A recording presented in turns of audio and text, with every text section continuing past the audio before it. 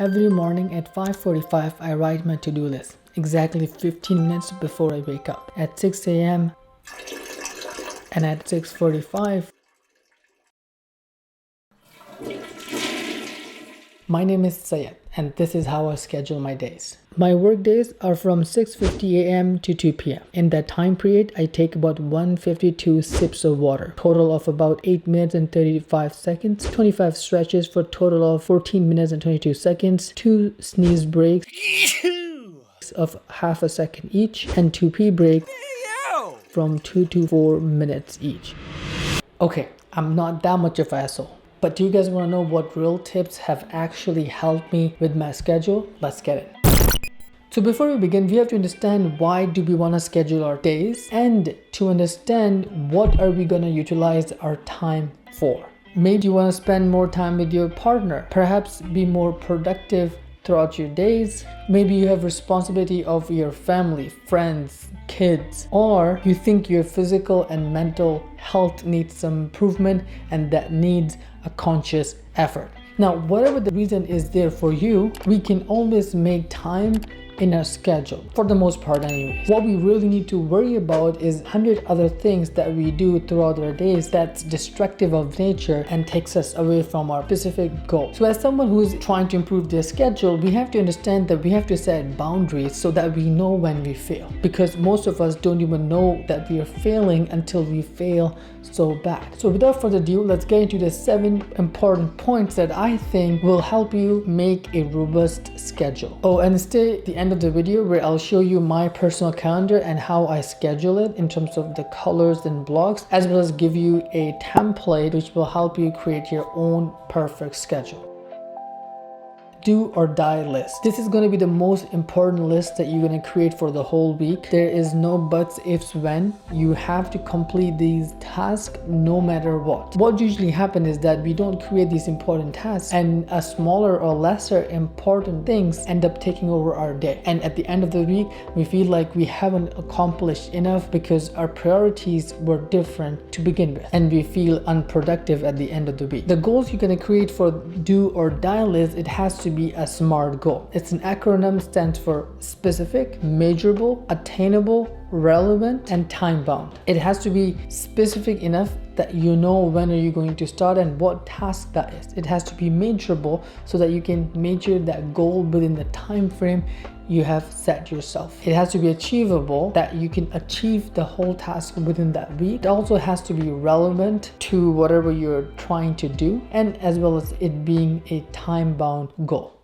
Time blocks. The second step to creating your best schedule would be to block your time. Now, regardless of what you're doing, either you're washing dishes to cooking to meeting up a friend or studying or working, you need to set a time block for all of those things. Now, we're not scheduling these time blocks to feel suffocated. It's to tell you what's expected out of you for this whole week. That way you will never be worried if you have assignment due next week because it's already been scheduled in your time. You have a party coming up, you have to pick gifts, everything, it's already scheduled throughout the days in that week. As long as you stick with the calendar, everything will be done by the expected timeline.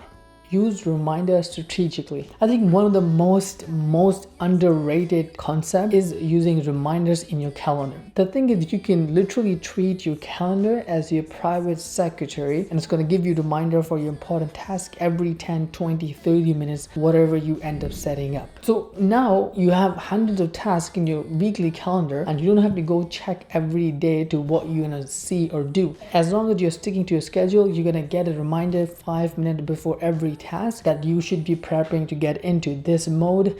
You're never the victim. So this is a bit of a controversial topic, but I think every time, regardless of what happened in your world, you were always in power. Now, I know some emergency could arise that seems like you're not in power, but at the end of the day, how you deal with it, you're still in power for that matter. So make sure to repel anything that comes throughout your week that's not written on your schedule. And if there's things coming up on a daily basis, then it's a sign you should add that for next week. Space your blocks and have time limits. No matter how precise I am with the schedule and the time blocks, I still end up running a little bit over the task I was supposed to. So my time blocks could be 5 to 10 minutes off.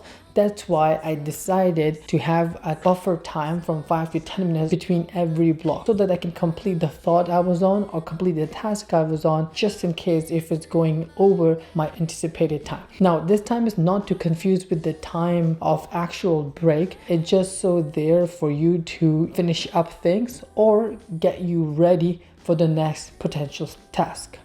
Color code your calendar. So one of the things I realized, my brain functions great when it's showing pictures and colors and vibrant things. So what I've ended up doing is that my each calendar block that's repeating every day for the whole week is associated with a specific color. For example, my gym is associated with red because I haven't been working out much, so I made it very clear to my brain that no matter what, you gotta do that. Same thing with breaks. Breaks are associated with the green color. It gives you relaxing vibes. It could you at ease. I've also associated orange with going to bed. You know, if you can see, the lamp is orange, so that's why it helps me get into the mood to sleep. So make sure to color code your calendar. One, it's going to look exciting when you look at it from the bird's eye view, and two, it's going to help you generate the feelings for the next upcoming task.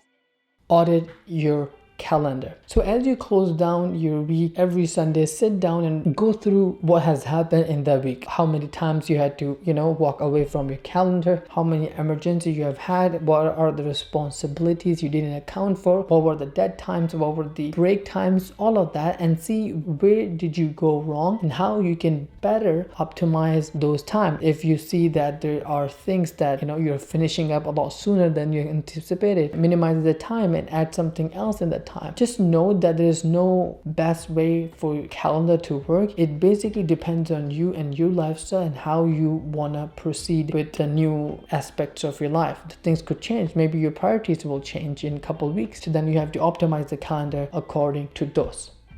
Now for the fun part. Let's get into my calendar and I'll walk you through how I schedule my calendar. I've also created a calendar template, a worksheet so to speak. So if you are a person who likes to write it down, I have that in the description below. So right off the bat, you will see that there are more of a reddish theme in my calendar. And there's a reason to it. For me, red symbolizes must do an important task. And some of the important tasks that I'm currently working on is going to bed early, which I realized in this video or here that it's not waking up early is the problem. It's getting 8 hours of sleep. Blue are the reminders for me to eat healthy, cook healthy, which I do every Monday, Wednesday, and Friday. Each block has this reminder already attached to it. My weekends are wide open other than a few things that I want to continue. For example, YouTube video goes out on Sunday, so I want a time allotted for that. Usually I keep weekends for hanging out with friends, figuring out new things to do and talking to people, things of that nature. Alright,